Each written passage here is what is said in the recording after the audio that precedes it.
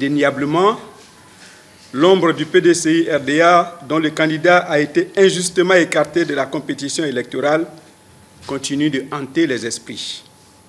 Ainsi, le candidat du parti au pouvoir, visiblement peu satisfait de la brochette de personnalités ayant répondu à son invitation pour le meeting de Daloa, a cru bon de citer les éminents cadres du PDCI-RDA issus de la belle région du Haut-Sassandra pour arracher des applaudissements au public.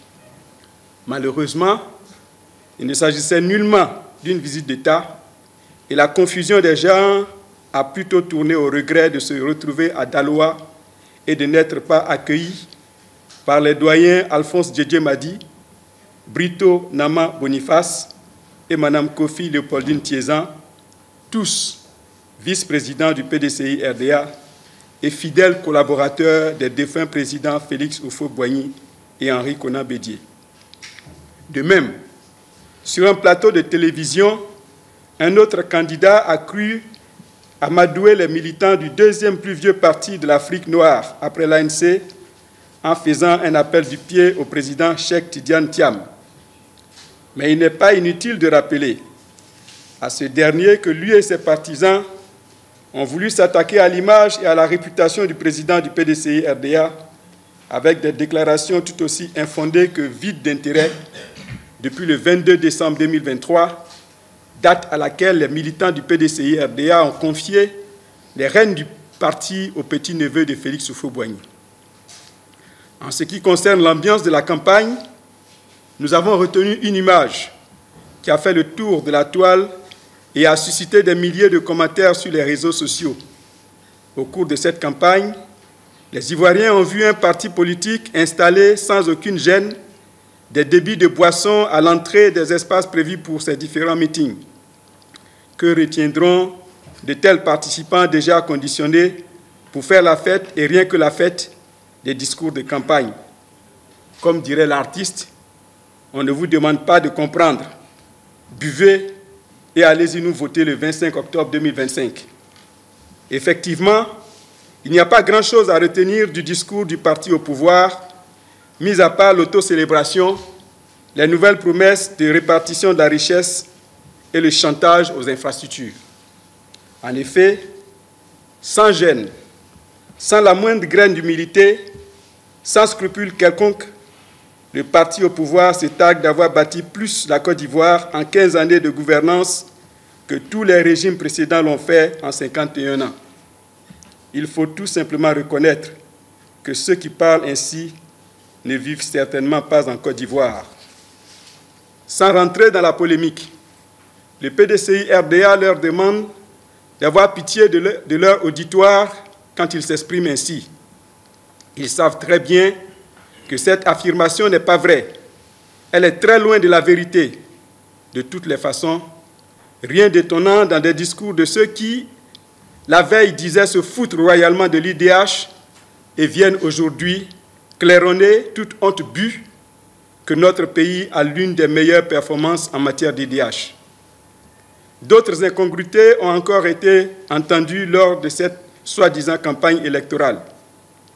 Lorsque l'on affirme, par exemple, qu'on a passé 15 années à produire la richesse et que les 5 années qui viennent seront consacrées au partage de cette richesse. Les Ivoiriens, non spécialistes de la macroéconomie, sont tous perdus. À la vérité, la seule chose que ce pouvoir laisse véritablement à la postérité, c'est le fardeau de la dette abyssale évaluée à plus de 35 000 milliards de francs CFA. Oui, aujourd'hui, chaque bébé qui naît en Côte d'Ivoire émet ses premiers cris pour pleurer une dette supérieure à plus d'1 million de francs CFA pour lui tout seul. Il suffit que ses parents lui expliquent plus tard qu'à sa naissance, la Côte d'Ivoire devait 35 000 milliards de francs CFA aux créanciers et que nous étions environ 30 millions d'habitants. Mais le plus grave, c'est le nouveau slogan de campagne. Si vous ne nous votez pas, il va gagner et vous n'aurez rien. On aurait pu tout simplement en rire ou en pleurer s'il s'agissait de l'élection du président de mon quartier ou d'un délégué de promotion d'une classe de 6e. Devant l'extrême gravité de ces propos, tenus par des directeurs nationaux adjoints de la campagne du candidat du parti au pouvoir, occupant et ayant occupé des fonctions de premier plan dans l'exécutif ivoirien, le PDCI-RDA voudrait interpeller ici même le médiateur de la République, la haute autorité pour la bonne gouvernance, la Chambre nationale des rois et chefs traditionnels de Côte d'Ivoire, la haute autorité de la communication audiovisuelle, la plateforme de lutte contre la cybercriminalité, ainsi que les partenaires techniques au développement de la Côte d'Ivoire sur les dangers que font peser ces responsables relativement à la cohésion nationale en Côte d'Ivoire. Le PDCI-RDA rappelle que le budget de l'État est voté par le Parlement ivoirien. Les infrastructures réalisées avec les impôts de tous les Ivoiriens et les emprunts contractés auprès des bailleurs de fonds à rembourser par tous les Ivoiriens ne sauraient être des éléments de chantage et de propagande inutiles lors de campagnes électorales. Le PDCI-RDA appelle le peuple de Côte d'Ivoire à tourner définitivement le dos à ce régime qui, pendant 15 bonnes années, a infantilisé les populations ivoiriennes et menace désormais de leur offrir une ségrégation entre les Ivoiriens dignes de bénéficier des infrastructures et les Ivoiriens dignes d'être punis. D'ores et déjà, les prémices de cette sanction collective sont perceptibles, avec le faible engouement pour le retrait des cartes d'électeurs.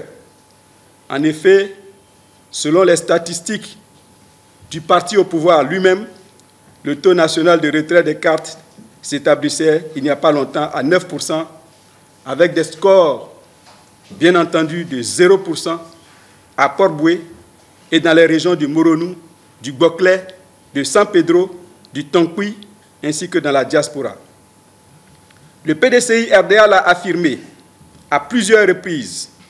La volonté manifeste du pouvoir RDA-RHDP de se tailler un boulevard électoral avec l'exclusion des principaux leaders de l'opposition ne pouvait que cacher des faiblesses structurelles d'une formation politique qui n'a plus rien à proposer aux populations ivoiriennes. La lecture que le PDCI-RDA invite les Ivoiriens à faire des 6 piliers du programme RDA-RHDP pour 2025-2030 est celle-ci. 1. Paix, sécurité et stabilité. Que peut-on encore attendre d'un régime qui, en 15 années, n'a pas bâti la paix? Il a verrouillé le pouvoir. On ne confond pas silence imposé et stabilité durable. Cette stabilité relève plus du contrôle politique que de la cohésion nationale. Le RHDP s'apprête à catégoriser les Ivoiriens entre les bons qui votent pour eux, qui seront récompensés, et les mauvais qui ne les auront pas choisis, qui seront réprimés. 2. Capital humain. Que peut-on encore attendre d'un pouvoir qui, en 15 ans, a servi une croissance appauvrissante? La richesse n'a pas formé des citoyens compétents, mais laissé une génération déscolarisée et sous-employée. En 15 ans, l'école a produit des diplômés sans débouchés et la santé publique reste un luxe pour beaucoup. Je voudrais vous donner un exemple, un village de Côte d'Ivoire où il y a eu 0 admis à l'entrée en 6e cette année. 3. Infrastructures et pôles régionaux. Que peut-on encore attendre d'un régime qui s'apprête plutôt à construire des infrastructures sans équité après avoir laissé une dette abyssale à la Côte d'Ivoire? 4. Agriculture et souveraineté alimentaire. Que peut-on encore attendre d'un régime qui, en 15 années, s'est servi de l'agriculture comme instrument privilégié de propagande, alors que la souveraineté alimentaire est restée au stade de simple incantation? Souvenez-vous qu'un ministère chargé du développement de la riziculture a été créé et que malgré ce ministère, la Côte d'Ivoire continue d'importer plus de la moitié de sa consommation de riz. 5. Industrialisation et investissement privé. Que peut-on encore attendre d'un régime qui, en 15 années, a chanté la croissance sans transformation et promis l'industrialisation sans industrie? Force est de reconnaître que l'économie ivoirienne reste extractive, importatrice et dépendante. 6. Bonne gouvernance et administration performante. Que peut-on encore attendre d'un régime qui, en 15 années, s'est illustré par des scandales? Il n'y a qu'à lire les rapports successifs de la Cour des comptes pour se faire une idée des performances de ce pouvoir qui a vidé la gouvernance de son sens. Un État fort ne se mesure pas à la crainte qu'éprouvent les citoyens, mais à la confiance qu'il inspire. Voici donc la lecture que le PDCI-RDA fait du programme du pouvoir RHDP-RDR.